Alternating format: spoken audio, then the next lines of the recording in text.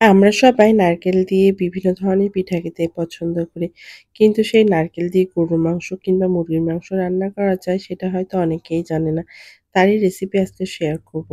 আসসালামু আলাইকুম এভরিওয়ান, কেমন আছেন সবাই? আলহামদুলিল্লাহ আমরাও ভালো আছি। তো সকালে রান্না করার জন্য আমি সবকিছু এখানে গুছিয়ে নিয়েছিলাম। আর আপনাদের ভাইয়াকে বলেছিলাম যে নারকেলটাকে কুটে পিস করে দেওয়ার জন্য। যেহেতু নারকেল অনেক শক্ত হয় সেটা আমি কাটতে পারব না। তো সেইজন্য আপনাদের ভাইয়াকে বলেছিলাম। তো সে বলল, "আচ্ছা ঠিক আছে। তুমি অন্য রান্নাগুলো চুলায় দাও। আমি এটা করে দিচ্ছি।" তারপরে যেরকম করে পিস করে দিয়েছিল। আর এদিকে আমি সিম রান্না করব। সিম এর আগে একদিন খেয়েছিলাম। তো ভালোই লেগেছিল খেতে। তাই আপনাদের ভাইয়াকে বলেছিলাম আবার নিয়ে আসতে। আর এভাবে সিম ভাজি করলে না খেতে অনেক ভালো লাগে। এই যে অল্প মরিচের গুঁড়া আর হলুদের গুঁড়া দিয়ে একটু পানি আর লবণ দিয়ে সেদ্ধ করে নিব। তারপরে জাস্ট বাগার দিলেই হয়ে যাবে। আর কিছু দরকার নাই।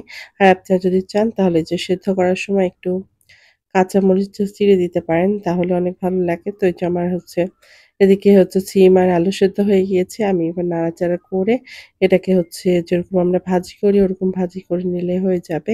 তো এই যে এখানে দেখেন তেল দিয়েছিলাম একটু বেশি হয়ে গিয়েছে। আর আমার ভাজিটাও প্রায় হয়ে এসছে। এবার এই ভাজিটাকে নামিয়ে নিব। আর আমি তো মাংস রান্না করার জন্য সবকিছু গুছিয়ে রেখেছি। তো এবার মাংসটাও রান্না করে নিব। তো এই যে আমরা যেভাবে মাংস রান্না করি সেম সেভাবে রান্না করব। এখানে আমি আলু ইউজ করব। তো যাই হোক এখানে এই যে আমি পেঁয়াজ দিয়ে ভেজে নিচ্ছিলাম তেলে।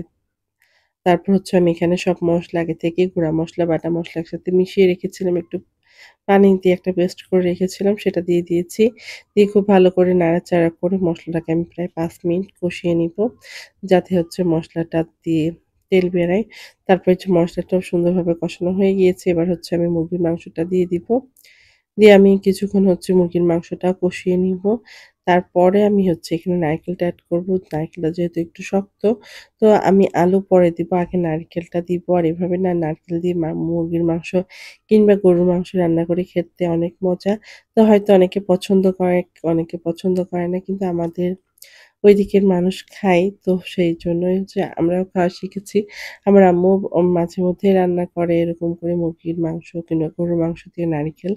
তো সবসময় তো আর খাওয়া হয়ে ওঠে না। তো মাঝে মধ্যে যখন ইচ্ছা করে তো সেরকমভাবে রান্না করার চেষ্টা করি।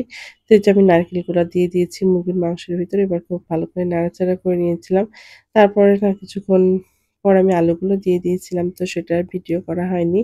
তো যাই হোক এই যে খুব সুন্দর করে কষিয়ে নিচ্ছিলাম। একটু নাড়াচাড়া করে দিচ্ছিলাম। তারপর আমি যে অল্প পানি দিয়ে এভাবে রান্না করে নিয়েছি। তো এই যে রান্না করা শেষ। এবার আমি নারকেল নিয়েছি আর সিম নিয়ে নিয়েছি। এবার খেয়ে নিব। তো রান্নাটা দেখতে অনেক সুন্দর হয়েছিল আর খেতে মজা হয়েছিল। তো আমি রান্না করার পরেই কিছু নারকেল বাটিতে উঠায় নিয়ে খেয়েছিলাম। যেহেতু আমার খুব ভালো লাগে নারকেল দিয়ে এভাবে মাংস রান্না করে খেতে। আর এদিকে যা আমি সিম দিয়ে আগে ভাত খেয়ে নিচ্ছিলাম। তারপর নারকেল দিয়ে খাবো। তো আজকের ভিডিওটা কেমন হয়েছে অবশ্যই কমেন্ট করে জানাবেন। আজ এই পর্যন্তই। আল্লাহ হাফেজ।